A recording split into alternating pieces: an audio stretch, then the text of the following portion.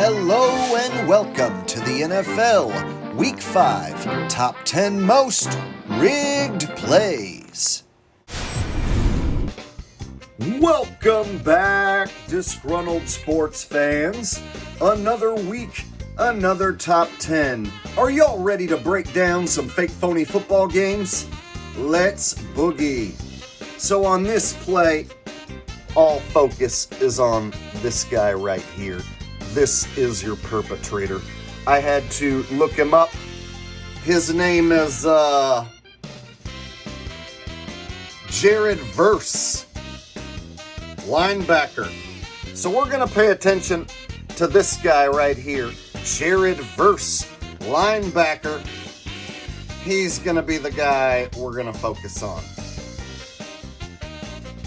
So this dude literally gets left unblocked. You see that?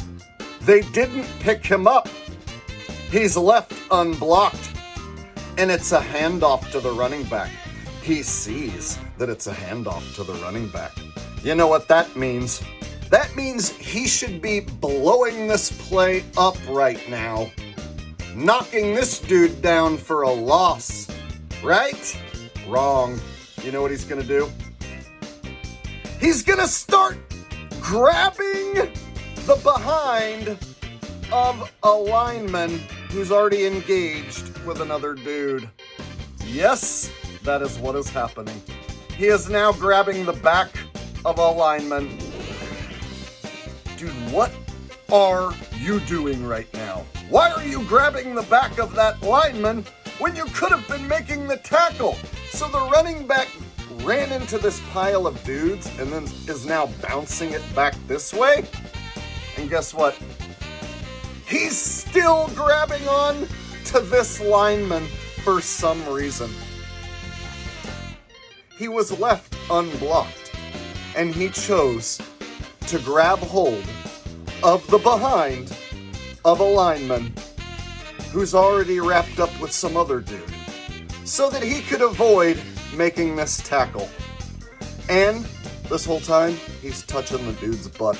Yep. So then he decides he's going to actually try and make this tackle. So now he puts in an effort. Like, where was this effort before, man? But here, it's too late. He's going to go for that sweet feet action. Oh! Push him right into the end zone. Yes, touchdown. There you go, number 8, linebacker, Jared Verse. You are a star. The New York Jets brought in Old Man Rodgers so that they could win games and go on a playoff run, right? But Old Man Rodgers isn't holding up his end of the bargain. In this game, he had 3 interceptions. And on this play, he's throwing it to a dude who's not open. There's a Vikings player standing right in front of that Jets player who you're throwing it to. In fact, it looks like he's throwing it right to the Vikings. And in this situation, the receiver needs to become the defender and make sure that that ball is not intercepted. But he's just going to run right on by. Ball gets intercepted. That's it. Game is over. So they brought Aaron Rodgers in to win these games. And in the fourth quarter, when you need a touchdown to win this game, Aaron Rodgers drives right down the field and throws it right to the Vikings. Skull. 49ers and Cardinals game. This was a joke of a football game. So the 49ers came out and they were dominating the Cardinals pretty much in the first half. But the 49ers kicker apparently pulled his hamstring. So the kicker couldn't come out and kick any field goals in the second half. And so this happened in the New York Giants and Commanders game in week 2, where the Giants kicker couldn't kick a field goal, and they needed a field goal to tie the game up. So in this situation, the 49ers are up 10 points. It's 4th down and 23. They're in field goal range. Oh, but they can't kick a field goal. They aren't even going to attempt one with their punter. You know what they are going to do? They're going to go for a 4th and 23.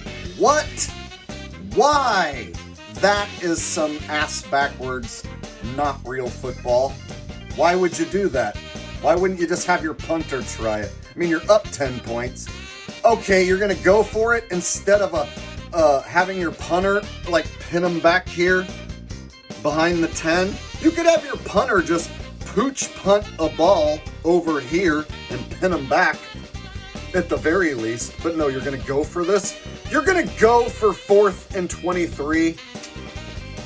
Okay, well, you better at least throw it beyond the first down marker or into the end zone. You better at least do that. And guess what? They don't even throw it beyond the damn first down marker or into the end zone. No, they throw it short. Why? So stupid. So this one made it on my list because this is a new way they're going to rob sports bettors. They're going to say, oh, the kicker pulled his hamstring in the first quarter, so now he can't kick in a meaningful situation. So it's happened twice now this season.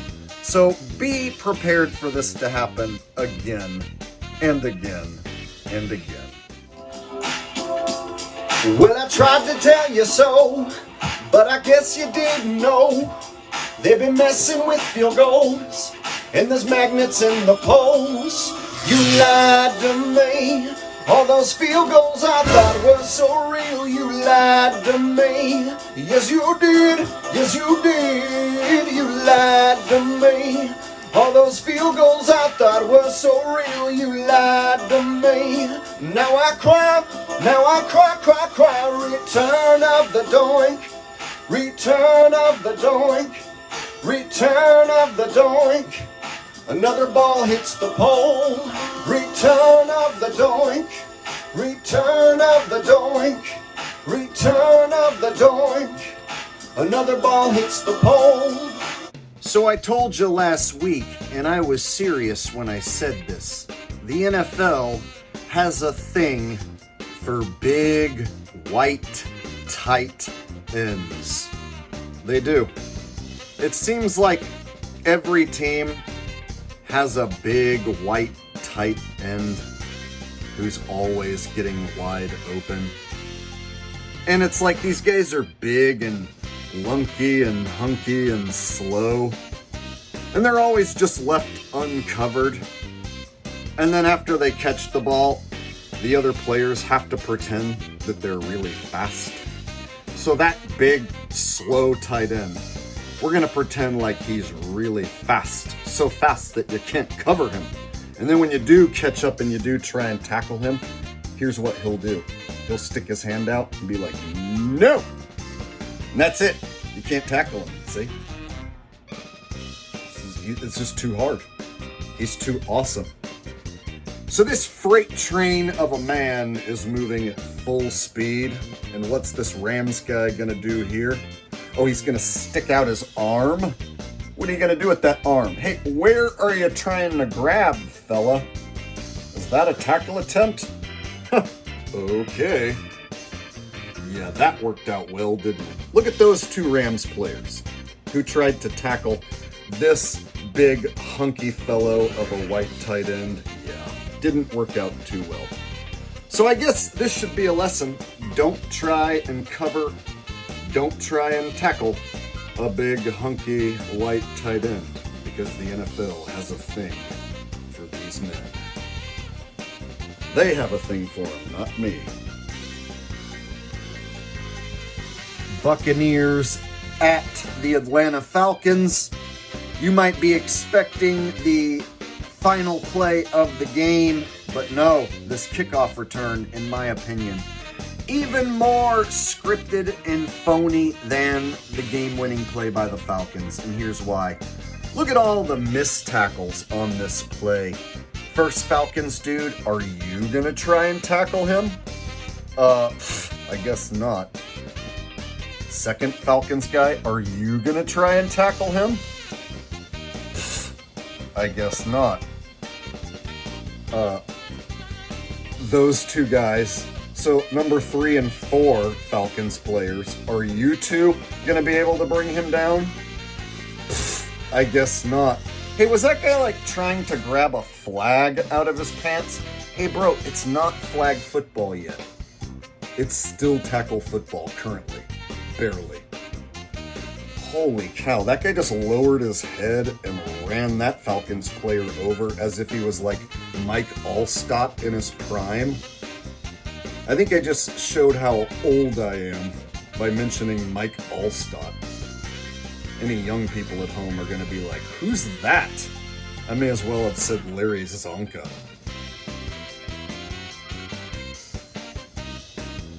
It's not a good sign for Gardner Minshew. He's ended up on my list like 3 times now, and we're only into week 5. And he already had the number 1 most rigged play of the week already. And he's back on the list again. Not looking good for this Raiders team when you got Gardner Minshew making the list almost every week.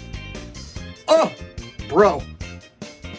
That guy right there is literally wide open and will score a touchdown if you just throw that ball properly. You have all this window of space right here that you can throw to. You just can't throw it way over his head into these orange guys. But no, he throws it right to an orange guy who just so happens to be the son of a former NFL player. Yeah, his daddy was also an NFL player who was also really good, who also intercepted passes, and who also did this exact same thing, taking balls to the house. Yeah. Surtain number 2. I remember Surtain number 1, his daddy, because I am a former Dolphins fan. Back when I was a fanboy, his daddy was intercepting passes for the Dolphins. He played for other teams too. But yep, keeping it in the family. So here we have the 0-4 Slagwires looking to get their first win. Did I say Slagwires? Yes. What does that mean? Oh, they're slagging. Until now, you got this Tank Bigsby guy. He's gonna rejuvenate the team with this rigoroni. I mean, look at this. He's making these Colts players just fall down for no reason. Like 3 Colts players, like, what are you doing? What are you doing? And what are you doing? Like, let's all go down to our hands and knees and do the bear crawl because Tank Bigsby's running on by. Okay, fellas, is anyone gonna actually try and make a tackle attempt? All right, this guy right here sticks an arm out. Ooh, nice. Anyone else gonna, try and do a little better than that? Dude, did you just pat his butt? That guy just patted his butt. You saw it, I saw it. America saw it. Literally playing a game of patty butt. Good job, Dan. Oh, that guy almost repeated the exact same act as the last guy, but instead he patted his side. A little side pat action. All right, guys, it's looking good. What about that player down there? Are you gonna hold on to his leg and make sure he doesn't get away? Nope, not gonna do that. Wow, Tank Bigsby. You just made all those Colts players forget how to play football. Somebody might want to, make a trade for that guy.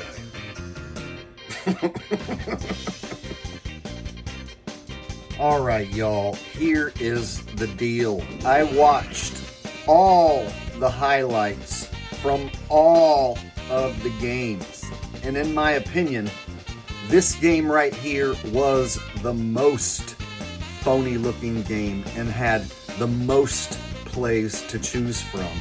So any plays that don't make it on the list, like from the Cowboys game or any of the other games, I'm just telling you, the reason why is because this game right here is so phony that it has 3 plays that made the list.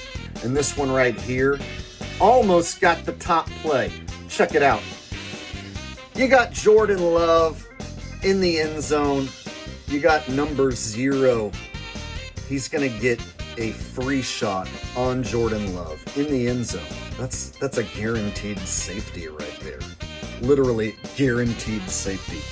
A guaranteed safety. Unless you do that, what in the holy hell was that? Yeah, I can see why they put number 0 on you. You are a 0, never will be a hero. Let the record show number 0 is a phony baloney rigoroni. Okay, so he bumped Jordan Love, who's now about to flop, but just before he does, just decides before he flops to toss that ball side on. Why? Why did you just do that? And of all the places he could have thrown the ball, like out of bounds, no, he throws it to a Rams player who takes it in for a pick 6.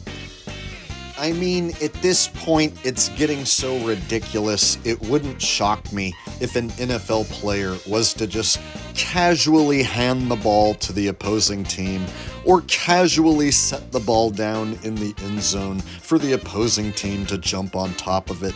I mean, what's the difference? And that brings us to the number 1 most rigged play of the week.